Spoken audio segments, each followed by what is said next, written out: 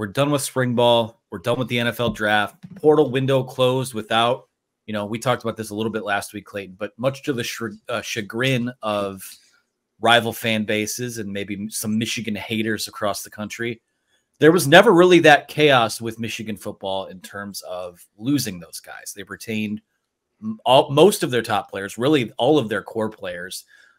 Lose a couple guys, in terms of bringing guys in. You've addressed some depth here at wide receiver.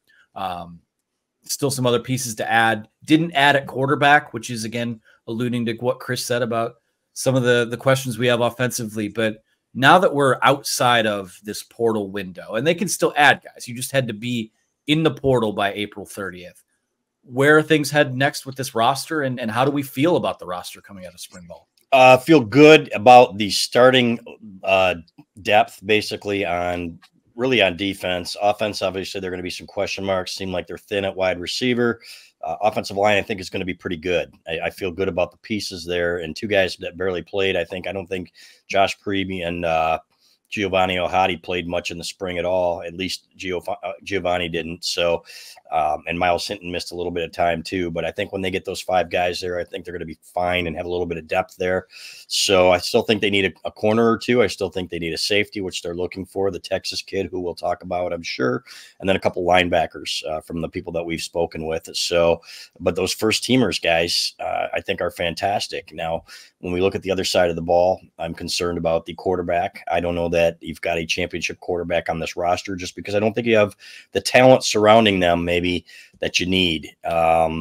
And of course, I said that about 2016, and I don't know that there was elite talent on the 2016 offense, and they still moved the ball with Wilton Spate, right? And I think there's better position players at some of those positions. So maybe it's possible that the defense leads the way here, and this offense does better than we think. But I'd feel much better if they had a quarterback in place. And as to the quote about the guys and not flocking to the portal, as one parent told me, they got those top guys at a discount. They got them at 50% off. He said, I don't know if they had a coupon or what, and maybe he was embellishing, but he said, they got those guys at 50% of what they could have commanded on the open market. That's not always going to be the case. So in that respect, Michigan still needs to up its NIL game. Yeah, just not a ton of chaos in general in college football this cycle. You're not seeing the top guys. That's why a kid like Javier Suggs, a defensive tackle from Grand Valley State, enters a transfer portal, and he has over 40 offers now. A kid who had 7 tackles for loss last year. Of course, he's a D tackle, so stats aren't everything, but it's kind of telling and indicative of maybe what this spring transfer portal cycle is, at least this year, right? And we talked about that with Pete Nakos last week. We'll see what it is going forward, but it feels like the top talent's going to be there in December. That's when you kind of load up maybe your starters, and then this is a depth guy here, some cleaning house there with some numbers with guys leaving. So that's kind of an interesting one. Yeah, the 2016 comparison is interesting to me. Like, they were able to move the ball with an O-line that was good, not great, maybe not as well coached, I think, as the Sherrone Moore lines the last 3 years. We'll see what Grant Newsome can do, and of course Sherrone Moore will be involved in the line quite a bit. He said that when he was on John Jansen's podcast a week or two ago.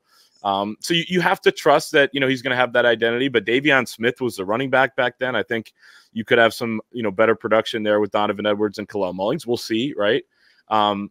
Receiver, I think you had some really steady guys there in 16. This year, the guys have to prove it a little bit. I know we have a question about Tyler Morris later on in the show. But, I feel, decent about the roster. They didn't lose a lot of top talent, and now they can still go and get some. Chris, you mentioned Terrence Brooks from Texas, a corner who they're targeting, but a few others you're looking at wide receiver, maybe to add corner, D tackle, safety, and as you said, linebacker. So there's still those spots to figure out, and those missing pieces. Kicker was a big missing piece that they filled. So I feel like that was one domino, that they were able to knock over. You have the couple wide receivers coming in, maybe not a difference maker at receiver, but you're kind of on your way to filling out those last pieces that you need.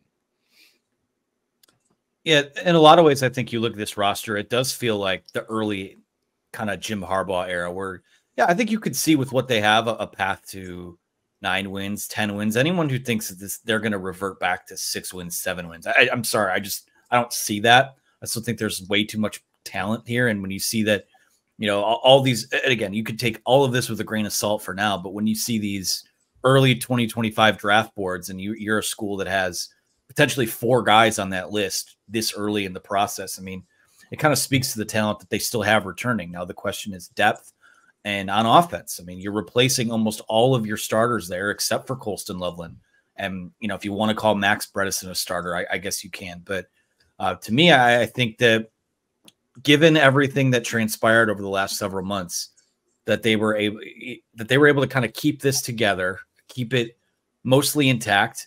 You know, I've termed it at times this year as like they're needing to be like this. You're paying the tab on what the last 3 years were in terms of finally having some question marks at other positions. But, you know, the fact of the matter is I don't let how good those teams were take away from the fact that I think that there is still something really good left behind here. And it might be a notch or two below, but a notch or two below could still be a very good season. And now with a 12-team playoff could still have you in the mix for a college football playoff game or to host a college football playoff game. So it's interesting. Again, I know there's a lot of people that kind of come out of this offseason underwhelmed because of the quarterback situation.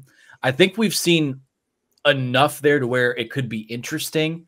I don't know that it's going to be like 2017 where you don't even have a guy that can compete a forward pass. But yeah, I mean, it was a guy like JJ McCarthy that helped raise the level of this program, take you to this, you know, national championship contending level. And I think we're going to see what the difference was and just how valuable that guy was, you know, with this next year. And them kind of, it feels like a bit of a stopgap year, to be honest.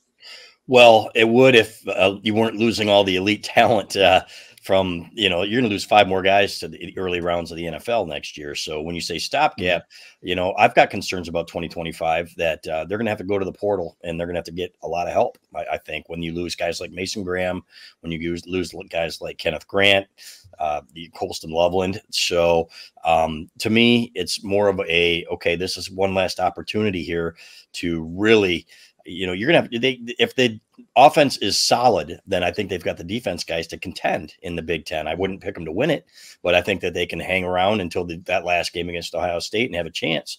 So then again, it all depends on quarterback play. And that to me was the biggest disappointment was, okay, because we've been hearing guys, it's not like we've heard from anybody in that building that, boy, Alec Clergy really made a move and he's the guy. You know, we've got different opinions from so many different people. One guy saying, well, maybe it can be Davis Warren. We had another guy. In fact, some of the players told us when we were delivering some magazines, you know, I think Jack Tuttle's the guy with a little bit of Alex Orji mixed in. And then I've had another guy tell me that we think Jack Tuttle's going to be the guy. So who knows? And it's, you know, but they've got all summer and they've got all fall camp to figure it out. But to me, that is the one area where you could make up for those weaknesses in depth, and you can make up for those weaknesses in losing all those guys to the NFL if you had great quarterback play. I don't anticipate that. And to me, that's the disappointment.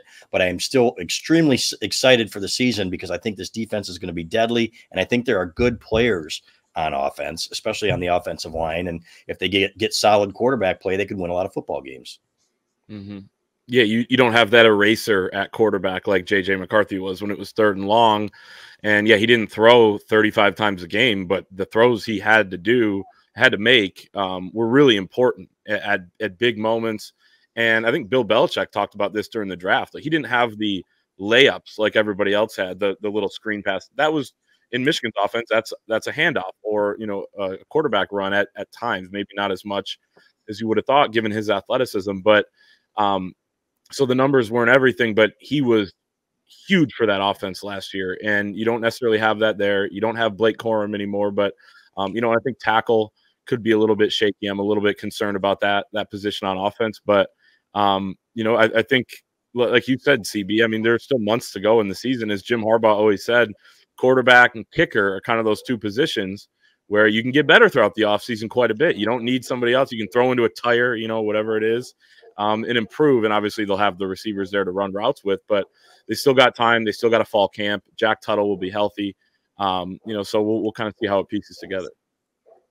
Well, let me ask you guys this. This is kind of off the cuff and just something I thought about as we're having this conversation. You know, as we put together this football preview over the summer, you know, we're going to have to put predictions in stone, which we don't need to do right now, but you know that we're going to have friends, family, maybe subscribers we run into out in the wild ask, what is the expectation? Like, what do you guys think of this team? And to me, I think where I land on it is, as great as it is to win a Big Ten championship, I think, when people like to throw the or bust tag on everything, I really think when you look at this roster and what they have, I don't know if beating Ohio State is the bar this year. I don't know if winning a Big Ten title is the bar. I really think what will determine maybe if this, pass fail and what the season is making that 12-team playoff. I guess, where do you guys stand on that? That's where I am. And I think 9-3 or 10-2 can do that. And, I don't think a lot of people are expecting them to go into Columbus and win this year, but if they get solid quarterback play, guys, and they can bully them on both sides of the ball again, then they're going to have a chance. And that's why, to me, the quarterback play is so important. I think they'll have a good game plan going in there. They have certainly the last 3 games against Ohio State. I thought they've been the better coached team. Now you got a different guy in charge. Jim Harbaugh was one of the best in the world, frankly. And but Sherrone Moore learned a lot from him. And Sherrone Moore did coach that game last year. Yes, Jim Harbaugh was part of the planning process in the week before, but Sherrone Moore did have to coach that team. So, and these guys don't know anything but beating Ohio State. That's the best part about it. They've got that confidence. And I think that a lot of them are kind of excited that they're being overlooked. And they're thinking that they're coming back trying to defend their championship, especially those guys like Mason Graham and Kenneth Grant and Will Johnson. They have got probably as top heavy an elite 5 as anybody in the conference, at least. You look at Ohio State and they're pretty good too. I think Oregon's obviously up there as well, but you got like 3 or 4 first-round picks there, fellas, and excited to see what Donovan Edwards can do in a full-time role at running back now as the lead guy, as the number 1 guy. To me, again, comes down to that quarterback play. Yeah, and people didn't. People gave Ohio State a chance this year at Michigan, but Michigan was favored to win the game. But Ohio State had a chance to do it. It came right down to the wire. The 2 other games against them in the last 3 years, Michigan kind of really controlled it at a certain point. They were able to kind of pull away a little bit, but Ohio State was there for a while in those 2. So maybe kind of flip the script and actually pull it out like Ohio State wasn't able to do this past year. But they definitely have a chance in that one. And I agree. I think it's getting into the 12-team playoff. Before, and Doug Skeen talks about the expectation never changes at Michigan, but I'd like to hear his take on it too. Like the landscape of college football has changed, to the extent that winning the Big Ten maybe isn't as important. The stakes in these games leading up to the 12-team playoff that now could get expanded in years to come just don't have the stakes that games in the past have. There's never going to be a regular season game again with the stakes that Michigan Ohio State 2023 had. There just can't be. It's not possible. And I guess that's okay, because then there's more stakes on more games, just not as high, throughout the college football season. I've long been for expansion, but I think you have to change, not the definition of success necessarily, but to a certain extent, I think so. Getting into the 12-team playoff should be kind of that baseline for a team that's this talented, right? A lot of questions to be answered about, about the coaching staff and like some of the positions we talked about, but there's enough there where you feel like you should compete for the 12-team playoff. Yeah, and I guess if there's anything that makes it a little more exciting, to give the positives of college football changing, is that the fact that this Big Ten championship now will be decided between the top 2 teams in the conference, period. You don't have to include a team from the West Division or anything like that. They're going to play this out on the field, and Michigan's going to get Oregon this year. They're going to play Ohio State. And to me right now, I'll sit down here and start this Big Ten preview for the football preview magazine soon.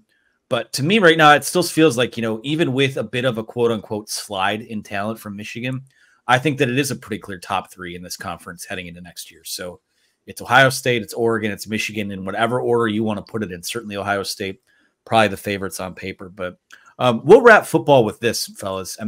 Now that we are kind of heading into the summer, it's going to be camp season soon. We'll be out interviewing guys and seeing guys and shaking hands and all that sort of thing. What is one thing this summer that you'd like to hear about this football team? First, nobody gets hurt, right? Non-contact injury like Rod Moore. I remember losing Antonio Bass in, I think it was spring workouts or summer workouts, to a horrible injury. That's number 1. Number 2, that Jack Tuttle's back and throwing well, because I think there's a pretty good chance that he's going to be the quarterback, or at least be a significant player in that race. So they need somebody that can make the easy passes. And I haven't heard that about. Have you guys heard that about Alex Orji? Nor have I seen it. That, okay, I mean, he's leaving too many plays out there that have to be successful if this offense is going to move the ball. So I would love to hear that a little bit more accuracy from the quarterbacks more than anything. And to me, though, I think the way they came back in shape, I think, a lot of people thought when Ben Herbert left that it was going to drop off a cliff. These guys like Justin Tress, and they've done a great job responding to him. So to me, it all comes down to that. And maybe that they add another receiver and another cornerback, I would feel a lot better. Yeah, I'd say strength and conditioning, something, jury's still out in terms of how they perform, right? I mean, it's going to come down to like the fourth quarter of some game, and you can't judge it all on that, right? But, just felt like they came up in those moments so often when Ben Herbert was leading that. So, yeah, to hear good things about that, I think would be a real positive for Michigan, to hear about the mentality of the team, the guys who are stepping up leadership-wise, because once that summer cycle starts, it's mostly the players with the strength staff and the players with each other, captain-led workouts, that sort of thing.